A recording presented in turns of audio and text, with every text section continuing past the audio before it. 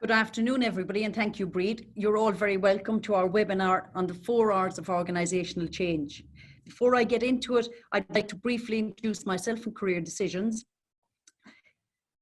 We're Career Decisions. I founded Career Decisions 25 years ago. We're an award-winning company, having won numerous awards over the years, including our most recent one being the best organisational change and career transition firm in Ireland in 2019.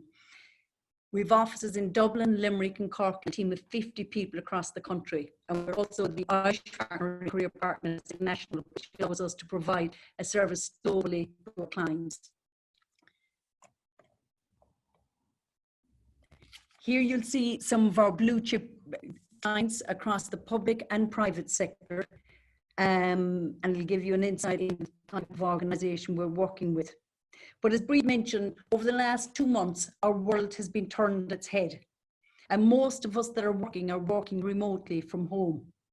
And business continuity is hugely dependent on technology and on the digital skills of our employees. Now, ever before the pandemic, there were 6 critical skills identified for the 21st century worker. And you'll see there, one of those is computer literacy. And you'll see the other 5 are very important also. But this recent crisis has actually increased the need and brought it forward by 5 years for computer literacy.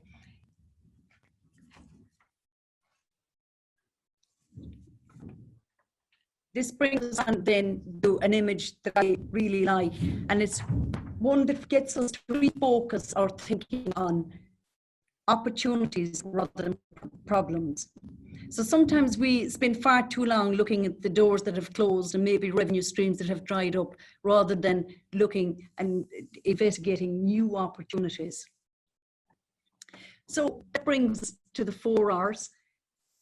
And starting with the whole reshaping of our business for the new economy. So let's have a look at what's involved here. We're all familiar with the phrase, not to waste a crisis, never waste a crisis. And I suppose what this does is it allows us and gives us permission actually to see where we can fix the problems that existed pre-crisis. So in taking stock, we look at what's working, what is not working, and what are we doing that we are not doing. There are problems and issues that existed ever before the crisis, and some of them we'd have put on the long finger. But now the time has come for us to address those also. And as well as the problems and the challenges of the past, it's an opportunity actually to look at also the new problems that have arisen as a result of the crisis. Another way of framing this is to look at the opportunities that the problems can present. There's an organization, a big US organization that we're currently working with and supporting them through the whole organizational change. And last week I was talking to one of the senior leaders and he said to me, Miriam, on the whole travel and accommodation side of things, globally they're saving $10 million a week.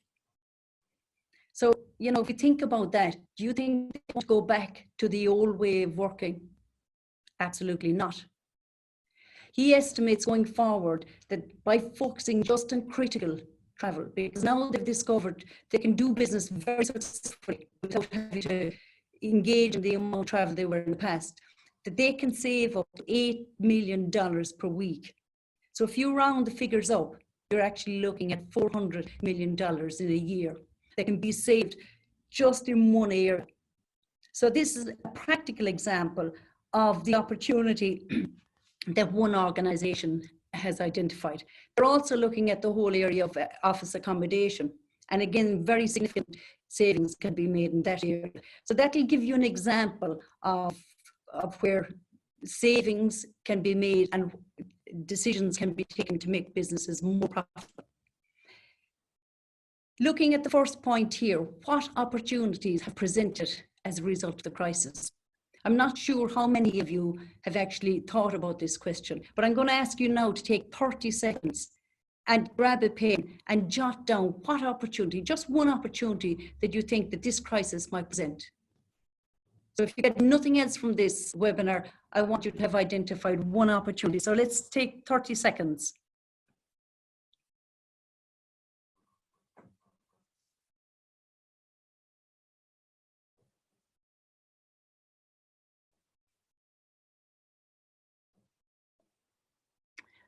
Okay, then let's look at the second question. What is the one big thing, if you did, would have a major positive impact on your business? And I think the story of RAP, Rapid Action Packaging in Donegal, is a fantastic example of this. A few weeks ago, they found they produced packaging for the likes of McDonald's, Starbucks, KFC. They have 200 people employed in Donegal. And they found that business had dried up because these businesses were closed. So they looked at what opportunities might exist. And they found that, well, they had the materials, they had the machines, and they had the skilled people to produce face masks. And they're now producing 1 million face masks per week, all of which are being designed and produced to EU standards. So this is a great example of a business that focused on the opportunity, and they were agile and quick enough to react and capitalize on it. So I think we can take inspiration from these. So as part of the taking stock, we'd go through a comprehensive SWOT analysis, looking at the strengths, the weaknesses, the opportunities, and the threats. And we gather this information. So we use this information then to reshape our strategy, because the time has come to switch from defense to offense. So up until now, we've been focusing pretty much on business continuity, and some have started their plans to reshape their business for the new economy.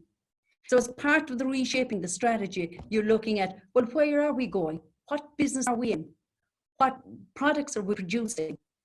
What customers are we serving? So if we look at RAP, when we get past the lockdown, they could be looking at a business that has doubled in size. 200 people producing the face masks and 200 people producing the food packaging. So we can see how they very quickly pivoted, how they've developed new products and how they're serving new customers.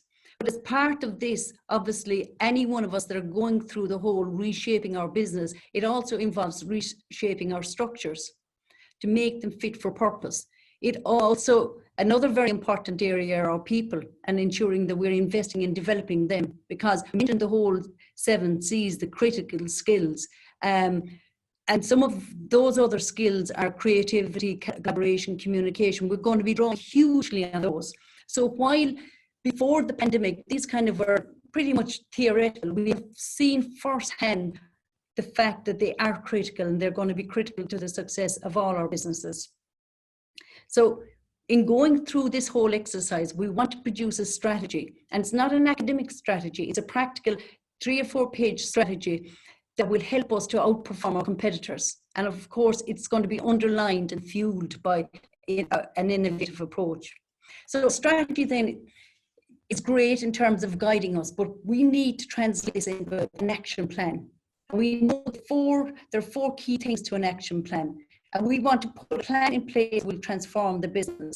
So we need to be very clear around the what. What are tasks, the important tasks need to be completed? Who is going to be responsible for leading the transformation and for delivering the results?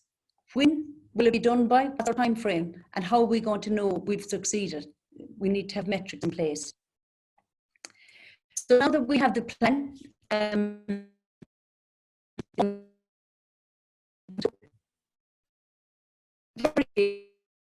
who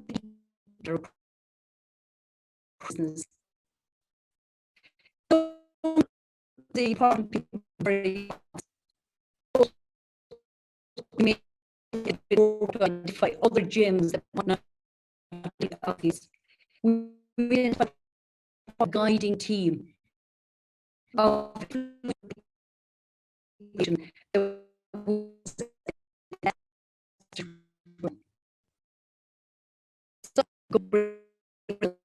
will the risk involve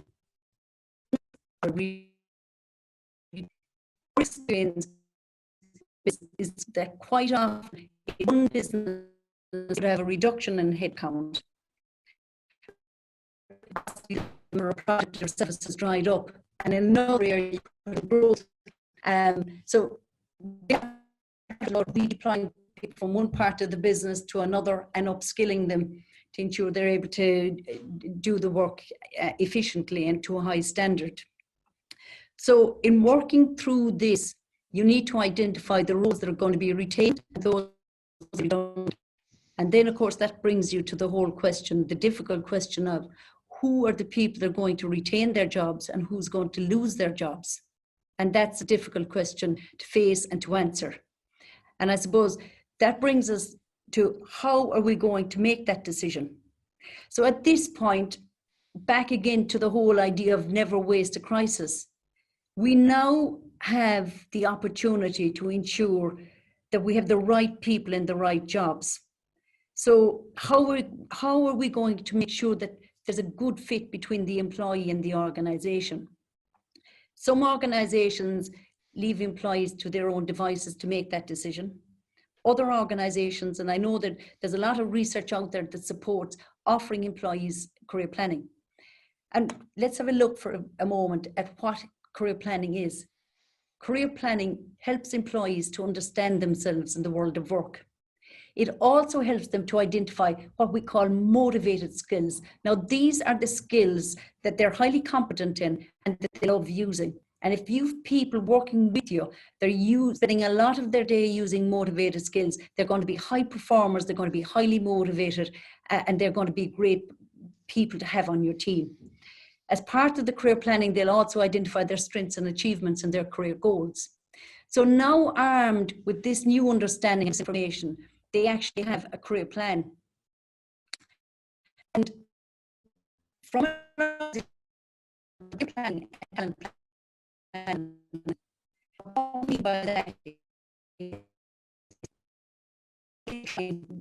figure out what skills and competencies you need going forward. And then you're going to try and figure out who are the people that can bring those skills and competencies to us. So let's have a look for a moment at the role career planning plays. Essentially, you use it as a business decision-making process, and you ask people to come to you and to make a business case for themselves. So they're going to highlight to you their motivated skills, their strengths, and their career goals. So they help you people in your organization goals. It allows you to match their skills and experience to your needs in the business. And it allows you to place the employees in positions where they can contribute to the success of the business going forward. And finally, it also helps you to identify the employees who are not fit for the business. And it allows you actually to reduce the head count, but to do it in a voluntary way. So certain people will say, look, you know, having gone through the process, I'm at a stage in my life or my career, and I actually want to leave to pursue opportunities.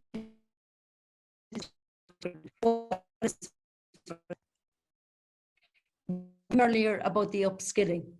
Inevitably, looking at the world we're facing into, companies will need to invest. This is a need to invest in developing their people to ensure that you've got an agile, skilled workforce. And the benefit of this is that you become known as an employer of choice.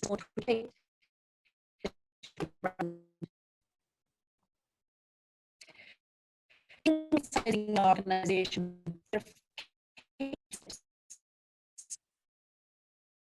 and formulating a right-sizing plan.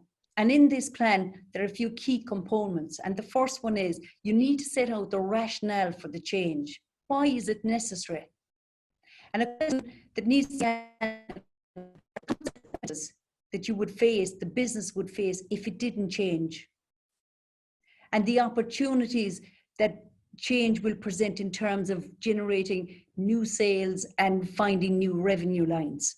So this is very important. And then to paint a very exciting vision for the future so that the employees can see what's in it for themselves. As part of this, you'll also detail the skills and the competencies that the organization will need going forward. Detail roles and jobs that will be in the organization. As part of that, you'll give detail on the percentage or the number of jobs that will be eliminated from the business. You'll highlight business units where you might be adding additional jobs. And you'll also talk about redeployment and the opportunity to redeploy and to be upskilled to move from one business section to another. And finally, you'll also have a section on the team that's going to lead the change. And we talk about this powerful team.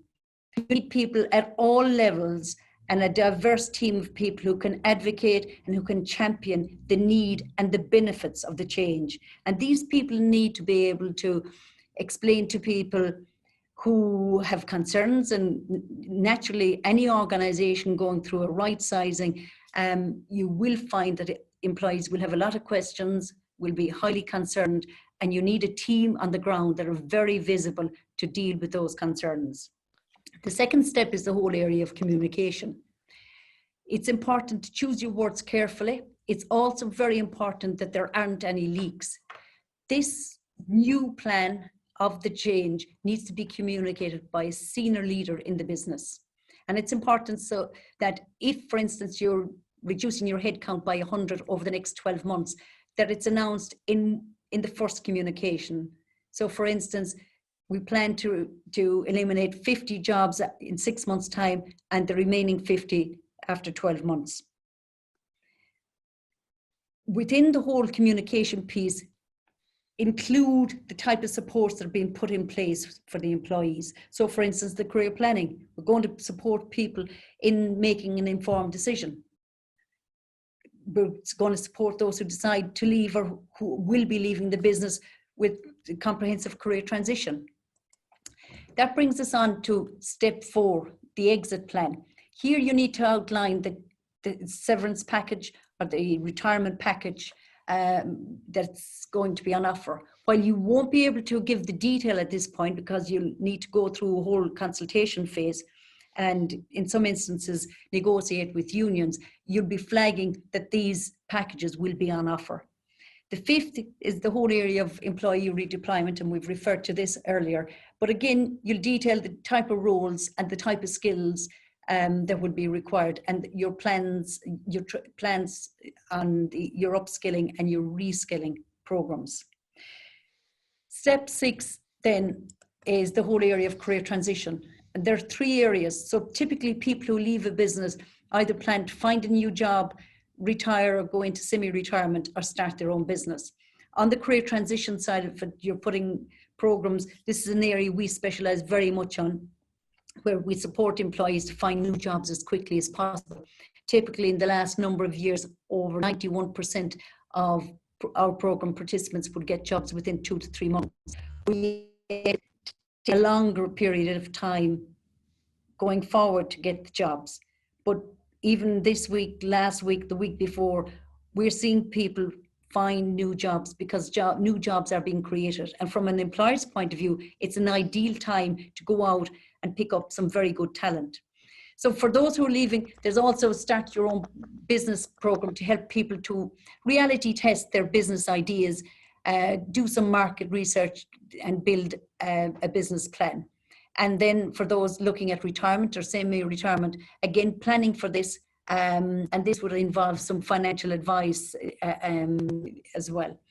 And the final 2 steps, number 9 and 10, is to support the managers. Remember, the managers are going through this, they're having to cope with all of this change as an individual, and then they're leading a team. So the whole idea of giving them core coaching skills is that it gives them the confidence and the skills to deal with employees' questions and to deal with difficult employees. And then it allows them to coach the employees and to bring them with them and to help them to embrace these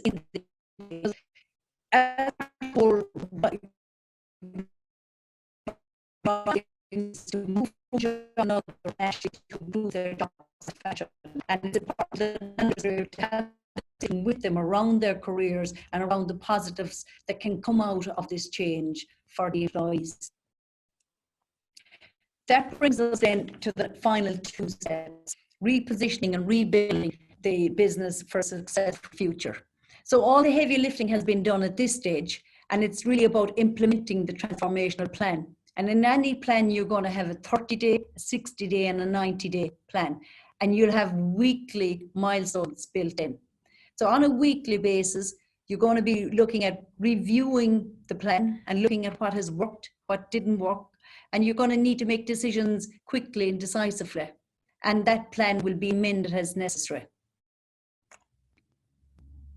So finally, that brings us to the final slide, where you can see by using the 4 R's, you can reshape your business for the new economy, restructure and resize it to ensure it's fit for purpose, and reposition and rebuild it so you're in a position to turn those problems into new opportunities for your business. So I'm happy to take any questions that you might have now. And we're also offering a complimentary consultation for anybody that is looking for help in planning their whole organizational change. We're happy to provide a complimentary 30-minute consultation. Many thanks, Miriam, for that. Breed, back to you again. Guys, I know the sound was weak there in a lot of cases. We have recorded it and we have the slide deck going over to all those who registered. You'll have those tomorrow from Colin at our side here from Guaranteed Irish. Miriam, a couple of questions if I can. Some people thought the content was amazing. They were really interested in following it up. A couple of things. You're very optimistic in terms of the future, in terms of the opportunity to pivot. Are you seeing a lot of that already out there? Yes, I suppose for starters, we're seeing that businesses are working hard at trying to identify the opportunities in their business. Opportunities in 2 areas. First of all, they're looking for the opportunities to take costs out, and I shared one of the stories. They're also looking at opportunities to create new revenue streams. And the other area is, and it's an example of our own business, is finding new ways of delivering the service. Because just to give you an example, we're working with a large organization at the moment that is closing a plant. We started this 12 months ago, where we were supporting 850 people to find new jobs. At this point, 650 of them have found new jobs, but the remaining 200, 6 weeks ago, we were working on site, providing them with face-to-face coaching and group training. And literally overnight, we had to pivot and find a different delivery mechanism. For the past 4 weeks, we've been very successfully supporting them using Zoom and delivering coaching over Zoom. So that just gives you an example. Now, that's business continuity for us, but it's also something we're building into our strategy for the future, because we see going forward that this new delivery mechanism is a very efficient and is a very effective way. And Miriam, another question here in relation to costs. A lot of companies dread the whole concept of transformational and organizational change. In terms of change, it's not always costly. Very often it's cost saving, isn't it? Most of the time it's cost saving, but it does in some instances require an upfront investment. And generally the investment is of time, because to go through this process, if you can just kind of think back over the steps that were involved, you're going to be using some of your senior people and your key people. So it's going to demand time, but the cost savings are going to be quite significant if that groundwork is done. And also, you know, if you take the example of Wrap, and there are many more, there's another business in Dublin we've seen there, Burger and Bun or Bun Burger, where they were in the business, they had a takeaway business, a restaurant business, but now they've moved from a restaurant business to actually preparing all of the food, putting it in a box raw, and doing a delivery service. So you take it home and you cook it. Okay, so it's really about the innovation and the opportunities that are out there. In relation to further information, thank you for the complimentary consultation to the businesses listening. There's a lot of businesses who are Guaranteed Irish members who I know we've been in contact with a lot over the last few weeks, who are reinventing themselves, as you say, or finding new avenues and new revenue places. There's a lot of talk about people going back to work and the change that will make and the cost that will be applied there. Any advice to those companies who are going back out out into the workplace to reopen, as to how they might manage that in, I suppose, a positive but cost-effective way that will still allow them to trade?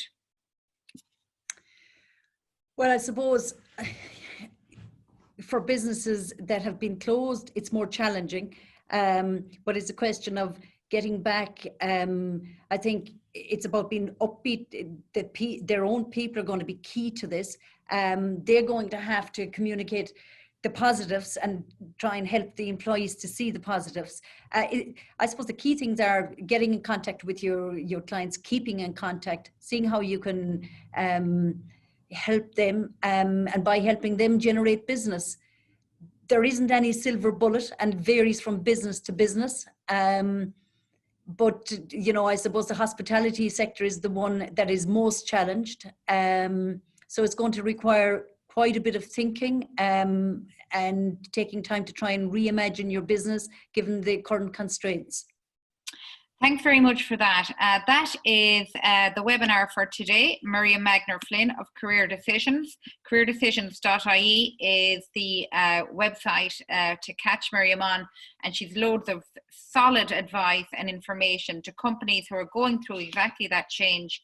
And next week, don't forget to join us, where we'll be joined by Michaela Naylan from Black Knight. So you would be very familiar with Black Knight in relation to your web domain and hosting.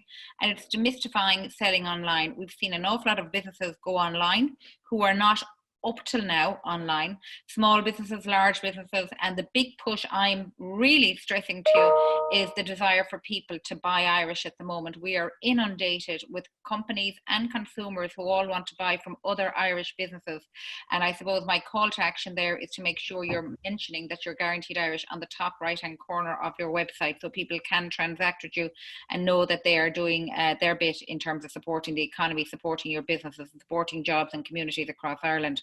So that's on next Thursday at 2 p.m. Do join us, do register. Colin will be in touch.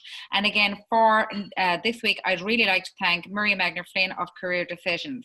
Many thanks. Talk to you next week. Over and out.